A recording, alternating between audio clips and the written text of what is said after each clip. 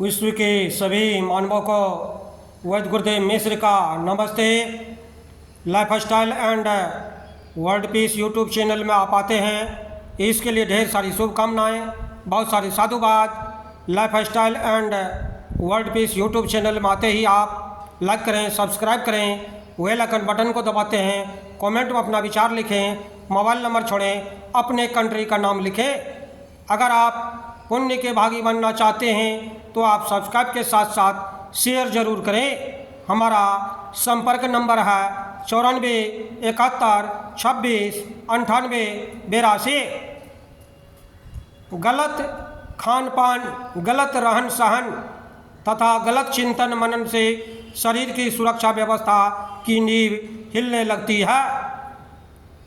फिर भी शरीर हर संभव रोग से मुक्त होने की स्वयं कोशिश करता है। एड्स के विषाणु काफ़ी खतरनाक किस्म के होते हैं। ये सीधे रक्त प्रवाह में मिलकर शरीर की समस्त सुरक्षा व्यवस्था को नष्ट कर देते हैं। फिर भी शरीर की सुरक्षा व्यवस्था एड्स के विषाणुओं के प्रहार को नाकामयाब करने में पूरी जी जान लगाती है। लेकिन व्यक्ति अपनी उच्छृंखल अनियमित जीवन यापन पद्धति के कारण स्वयं अपनी सुरक्षा व्यवस्था को नष्ट करने पर तुल जाता है। 1.5-2 साल तक शरीर एड्स के विषाणुओं से लड़ता है। यदि उचित समय पर रोग का निदान कर उपचार प्रारंभ किया जाए तो रोगी के बचने की संभावना बढ़ जाती है। एड्स के विषाणु ग्रेनुलोसाइट्स अर्थात श्वेत रक्त कणों पर सीधे प्रहार करते हैं। अनेक आयुर्वैज्ञानिक अपनी विभिन्न शोध से यह निष्कर्ष पर पहुंचे हैं कि एड्स किसी एक वायरस या कीटाणु से नहीं होता। अनेक प्रकार के वायरस, फंगस व कीटाणुओं तथा कई प्रकार के एक कोशीय जीव मिलकर शरीर की सुरक्षा व्यवस्था को नष्ट करते हैं। फलतः यह रोग होता है।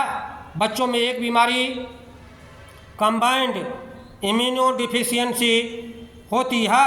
इस रोग में भी शरीर की समस्त सुरक्षा व्यवस्था इतनी दयनीय हो जाती है, कमज़ोर हो जाती है कि रोगी के कीमत पर बचाया जा सकना असंभव हो जाता है। देखा गया है कि स्वस्थ व्यक्ति में सभी प्रकार के वायरस, फंगस आदि रोगाणु पाए जाते हैं, लेकिन सुरक्षा व्यवस्था इतनी तगड़ी होती है कि उनकी वहाँ पर दाल नहीं गलती।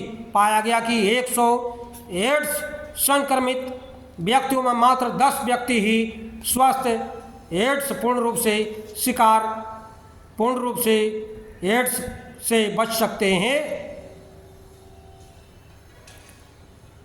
25 पर हल्का प्रभाव होता है, जबकि 65 व्यक्ति पूर्ण रूप से स्वस्थ होते हैं। लेकिन 65 व्यक्तियों के संपर्क में आने वाले व्यक्तियों को एड्स होने की संभावना बढ़ जाती है। इन्हें संवाहक कहा जाता है। सिर्फ शारीरिक संपर्क द्वारा एड्स के विषाणु संक्रमित होते हैं ऐसी बातें नहीं है। ये शरीर में प्रवेश करते ही स्वस्थ आलसी टी लिम्फोसाइट्स पर सीधे आक्रमण कर देते हैं। कुंभकर्णी नींद में सोए टी लिम्फोसाइट्स अपने दुश्मन एड्स वायरस को पहचान सके उनके पूर्व वे उनकी पहचानने की शक्ति को समाप्त कर देते हैं। एड्स वायरस चालबाज होते हैं।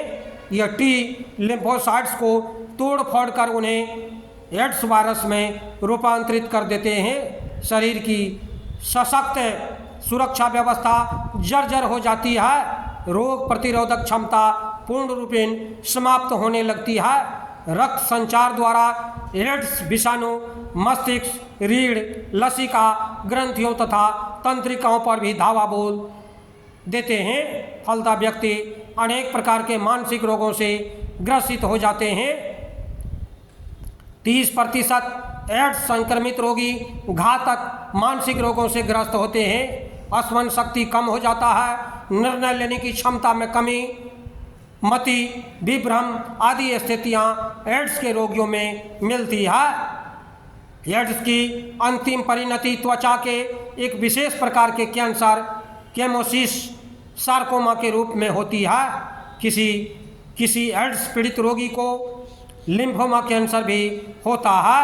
एड्स के वायरस की खोज की घोषणा सर्वप्रथम 1980 में अमेरिका के राष्ट्रीय कैंसर संस्थान में ट्यूमर सेल बायोलॉजी विभाग के डॉक्टर रॉबर्ट गालो ने की थी।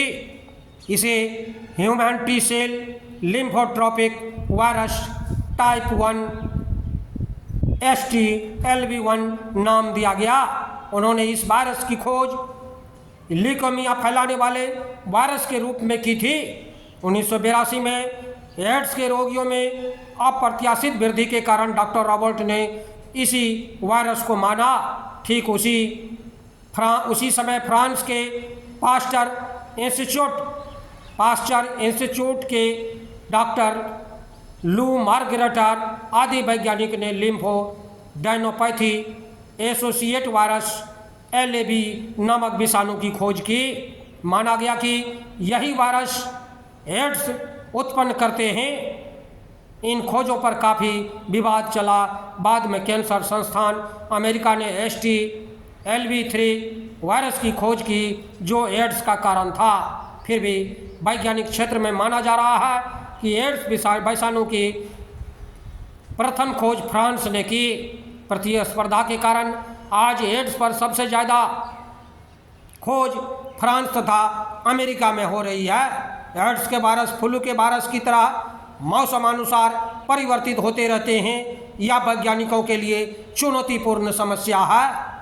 एड्स के वायरस जीवन यापन की निम्नलिखित परिस्थितियों में शरीर के अंदर प्रविष्ट होकर के शारीरिक सुरक्षा व्यवस्था को तहस नष्ट करने में जी जान से जुट जाते हैं। गलत सेक्स संबंध है असामान्य तथा अस्वाभाविक स्थिति में अपनी काम वासना पूरी करने के कारण व्यक्ति एड्स से संक्रमित होते हैं। असामान्य सेक्स संबंध की निम्नलिखित स्थितियां हैं: समलैंगिक या होमोसेक्सुअलिटी।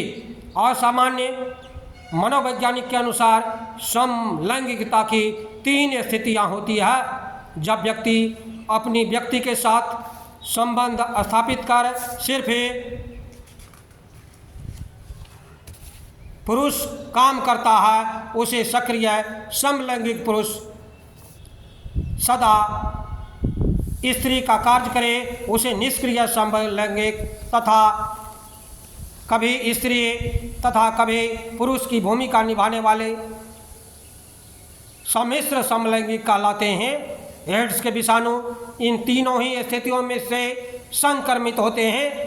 गुदाकाम विपर्यांश या सेक्सुअल एनालिज्म स्त्री के योनि द्वार के बदले गुदा से समलैंगिक क्रिया करना गुदा कामुकता कहलाता है।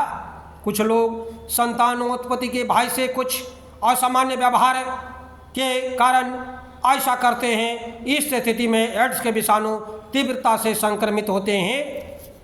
मुख काम विपर्यास सेक्सुअल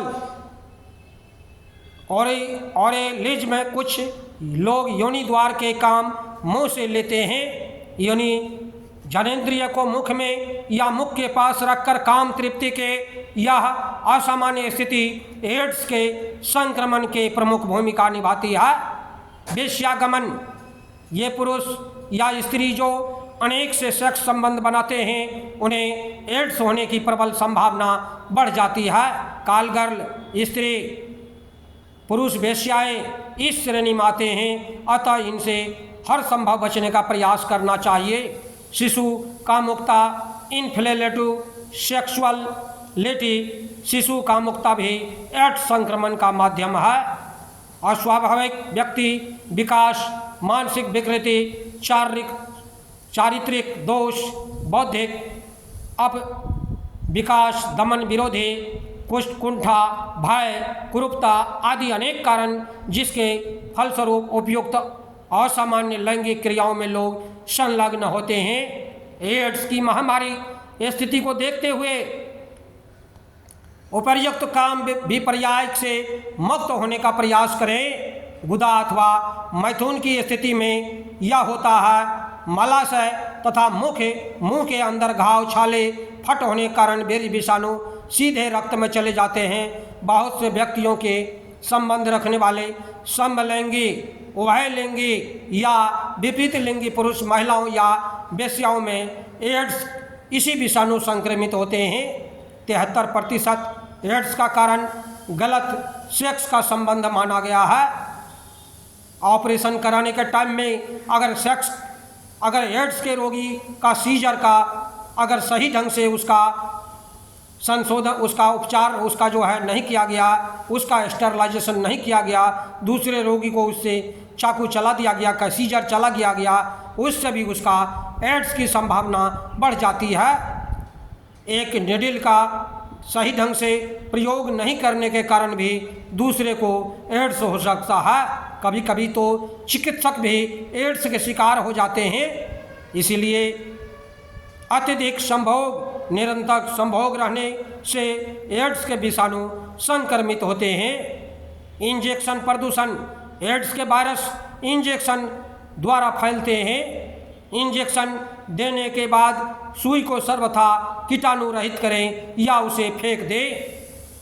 रक्तदान, एड्स वाहक व्यक्ति का रक्त दूसरे शरीर में चढ़ा दिया गया हो, ऐसी स्थिति में भी एड्स फैलने की संभावना बढ़ जाती है। संक्रमित व्यक्ति का खून चढ़ाने अथवा रक्त उत्पाद लेने से भी HIV संक्रमण होता है। इस प्रकार देखते हैं कि मानव अगर अपनी सावधानी नहीं बरतता है तो एड्स का विषाणु बढ़ जाता है। बंधुओं, अगली कड़ी हम एड्स पर अगले भाग में बताएंगे। बंधु हमारे चैनल में आते हैं, इसके लिए ढेर सारी शुभकामनाएं, बहुत सारे साधुवाद। आप अगर पुण्य के भागी बनना चाहते हैं तो आप सब्सक्राइब के साथ साथ शेयर जरूर करें। धन्यवाद, नमस्कार।